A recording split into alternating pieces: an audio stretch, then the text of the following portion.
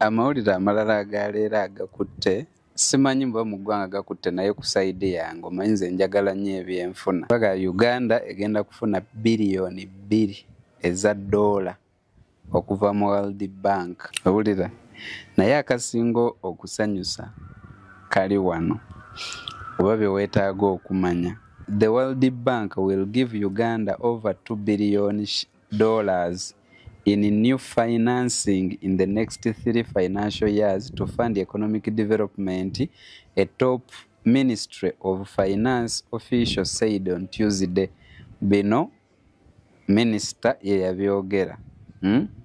The global lender resumed loans to the East African country, a prospective crude oil producer, in June after a near 2-year suspension of fresh funding over a tough anti-LGBTQ law that carries the death penalty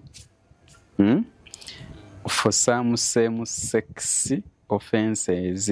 In quotation, I'm glad to announce that concessional financing is back.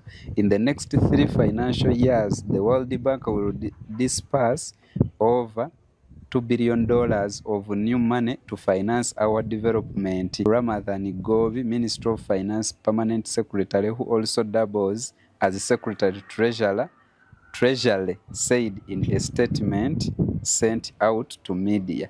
Nti World Bank egenda kwata biliyoni 2 eza dola ezituwole. Naye ezituwa myaka 3. Phase eyo manyi bamanyi okugaba sente naye tebaziwa lumwe ejjebawa.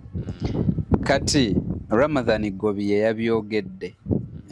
Naye teweerabira nti eggwanga lino nga Uganda babadde baagaana okuddamu oddiwola oba okuliwa ssente oluvannyuma lw'okuyisa etteeka ekkambwe ennyo eryogera ku bisiyaga nti omuntu bamukwatira nga ali ebisiyaga nga bamutta bussi.